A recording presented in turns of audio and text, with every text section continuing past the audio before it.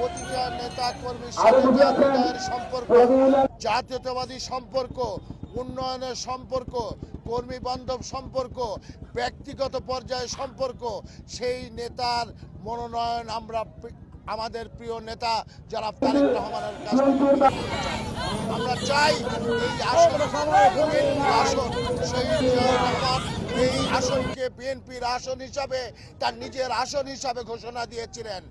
অধ্যাপক শহীদুল ইসলাম ষষ্ঠ, সপ্তম এবং অষ্টম সংসদে বিপুল ভোটে বাঘা বাঘা নেতাদেরকে পরাজিত করেছিলেন। 2008 সালে তিনি 1,10,000 ভোট পেয়েছিলেন। সেই ভোট পেয়েও জানেন আপনারা 8 সালের ষড়যন্ত্রের কারণে তিনি পরাজিত হয়েছেন।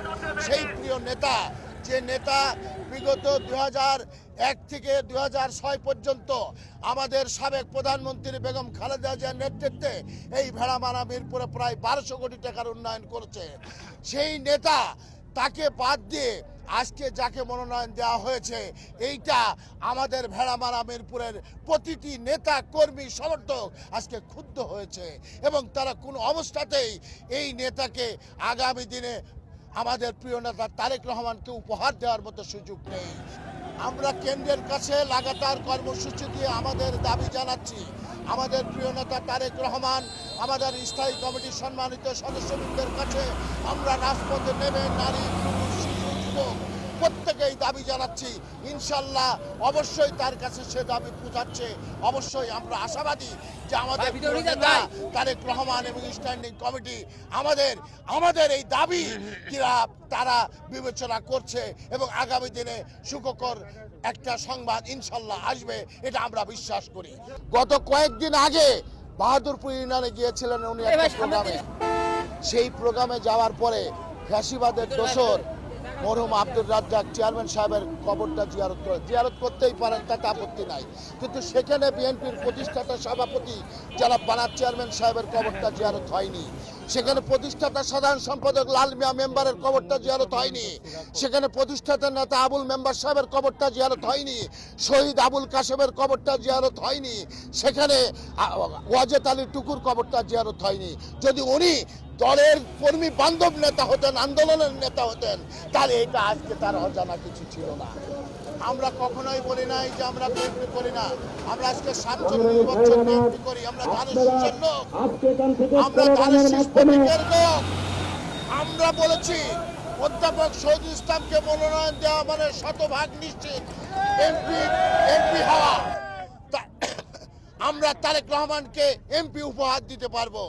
অন্য কাউকে দিলে আমরা নির্বাচন করব না সেটা তো বলি নাই, তবে ঝুঁকিপূর্ণ হবে, সেই ঝুঁকি নিতে আমরা রাজি না। এইবারকার বিএনপির নমিনেশনটা যেটা দেওয়া হচ্ছে, যেখানে ভুল তো হইতেই পারে। 300 আসনের পার্লামেন্ট, এখানে 300টা প্রার্থীর যাচাই বাছাই করে 19 কোটি ভুল হয়েছে। তবে ভুলের সংখ্যাটা কম। যে 10-15টা ভুল হয়েছে তার মধ্যে আমাদের মিরপুরেরটা আছে, এই আভাসটা আমরা পেয়েছি। আশা করছি যে জননেতা জনাব তারেক রহমান এই ভুলকে সংশোধন করে একজন সাংগঠনিক লোককেই পুনরায় নমিনেটেড করবেন এবং আমরা তাকে জিতায়ে তার হাতে দিয়ে আসবেন। উনি নবীন, উনি হলো যে কোর্ট প্র্যাকটিস ভালো জানেন। কোন আইনে কাকে জামিন করা যায়, কোন আইনে কাকে ফাঁসি দেওয়া যায়, কোন আইনে সিভিল জুরিডিকশন অ্যাক্টের মামলায় জিতা যায়। রাজনীতি কাকে ধরলে 200 ভোট আর কাকে ধরলে 50টা ভোট, এই কলা কৌশল উনি জানেন না। এটা জানেন একমাত্র অধ্যাপক শহীদুল ইসলাম। তার শিক্ষা দিয়েছেন হানিফ সাহেবকে, তার শিক্ষা দিয়েছেন নিরু সাহেবকে। জাতীয় নেতাদের নাকানি সুবুনি দিয়েই তাকে বাড়ি ফিরাই দিয়েছে। শহীদুল ইসলাম শহীদ হয়েছেন, এটা বিগত দিনের ইতিহাস। আমাকে এখনো বলি নাই, কথা বলে নাই, আমাকে এখনো বলি নাই। অন্য কারো বলছে কি না বলছে আমি তো এটার খবর নিয়ে বেড়াই না। আমি দলের সেক্রেটারি, আমি মিরপুর উপজেলা বিএনপির সেক্রেটারি, আমি জানি আমাকে কোনো কথা সাংগঠনিকভাবে বলা হয়নি। গণসমাবেশে যে এসেছি মানববন্ধনে, আসার কারণটা হলো আমাদের বীর মুক্তিযোদ্ধা শহীদুল ইসলাম। উনি গত 17 বছর অনেক নির্যাতন নিপীড়ন সহ্য করেছে। বিএনপির ডাকে, অবরোধে, মিছিলে, হরতাল অবরোধে সবসময় তার জীবন বাজি রেখে সে তার কর্মী নিয়ে রাস্তা ঘাট ময়দান সব জায়গায় তার জীবন বাজি রেখে সে বিএনপির ডাকে সাড়া দিয়েছে।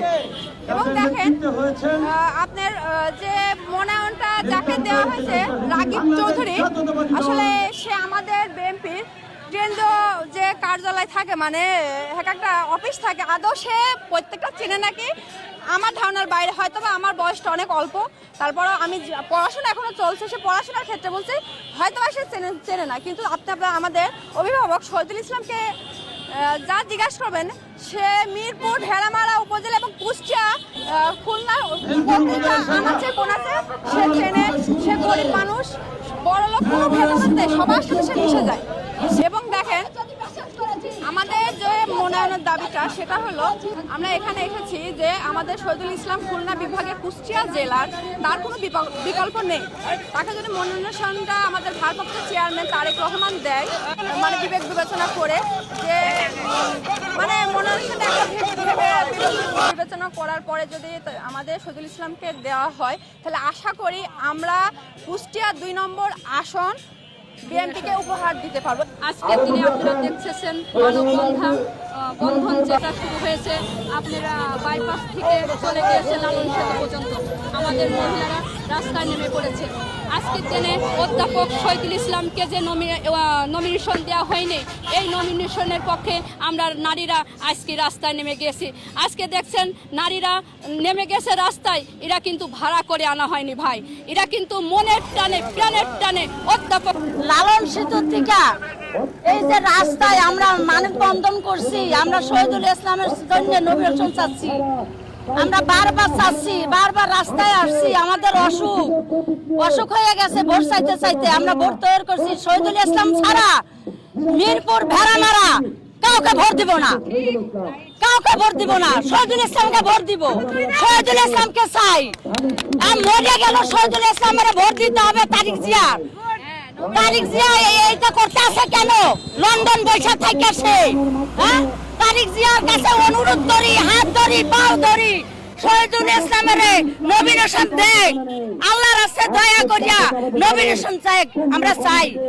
আজকে অধ্যাপক শহীদুল ইসলামকে ধানের শীষ প্রতীকে মনোনয়ন দেওয়ার জন্য আমরা মানববন্ধন করতে এসেছি। উনাকে দিতে হবে, কারণ উনি উনাকে চেনে না এমন কোনো প্রত্যন্ত অঞ্চলের সবাই আমরা তাকে চিনি, এবং আমাদের সুখে দুঃখে আমরা এমপি বলতেই অধ্যাপক শহীদুল ইসলামকে বুঝি। এই আসনে যাকে মনোনয়ন দেওয়া হয়েছে তাকে আমরা কখনো জীবনে চোখেও দেখিনি, এবং কোনো আন্দোলন, মিছিল, মিটিংয়ে আমরা দেখি নাই, বা কোনো কমিটি গঠনে আমরা দেখি নাই। তা আপনাদের মাধ্যমে আমি তারেক জিয়াকে আমার মানে হৃদয়ের সবটুকু মানে ভালোবাসা দিয়ে অধ্যাপক শহীদুল ইসলামের পক্ষ থেকে আমি জানাই উনাকে এই আসনে মনোনয়ন দেওয়া হোক। যদি মনোনয়ন না দেওয়া হয় তাহলে এই আসনটি মানে হারানোর সম্ভাবনা আছে, এবং জামাতে আসনে জয়লাভ করতে পারে। আমরা চাই না পরাজয়ের গ্লানি মাথায় নিয়ে চলতে। আমরা 18 বছর পরাজয়ের গ্লানি মাথায় নিয়ে চলে আসছি। এই আমরা চাইনি যে পরাজয়ের মালা গলায় উঠুক। এই পরাজয়ের মালা গলায় উঠা চাইতে মৃত্যু অনেক ভালো। আমরা 18 বছরই এই পরাজয়ের গ্লানি বাঁচি আসছে, এমন বাঁচা বাঁচতে চাই। শহীদুল ইসলামকে এখানে দেখতে চাচ্ছে যে আগামী দিনে যেন ওনাকে নমিনেশনটা দেওয়া হোক। আমরা মনে করি অ্যাক্টিভ তারেক রহমানকে আমি আবেদন করব, এবং আমাদের এই ভেড়ামারা 2 যেন অধ্যাপক শহীদুল ইসলামকে নমিনেশন দেওয়া হোক। এবং আপনি দেখেছেন আগামী দিনে অধ্যাপক শহীদুল ইসলাম যেগুলা রাস্তাঘাট এবং সম্পূর্ণ স্কুল কলেজ যে উন্নতি করেছে, আমরা চাই আগামী দিনে উনি যদি এই নমিনেশনটা আনতে পারে, যেগুলো বাকি আছে সেগুলো আমাদের শেষ করে দেবে। এবং মহামারী করোনার সময়ও অধ্যাপক শহীদুল ইসলাম আমাদের পাশে ছিল, এবং শীতের বস্তু সে বিতরণ করেছে। এবং 17 এরকম যেন 17টা বছর যেমন আমাদের নির্যাতন হয়েছে আওয়ামী লীগ সরকার ক্ষমতাকালে, তখনও কিন্তু আমাদের খোঁজ খবর নিয়েছে, এবং যারা জেলে ছিল তাদেরকেও খোঁজ খবর নিয়েছে, এবং নারীদের পাশে এসে দাঁড়িয়েছে কার কোনো অসুবিধা হয়েছে কিনা। আমরা চাবো যেন পূর্ণ বিবেচন করে অধ্যাপক শহীদুল ইসলামকে যেন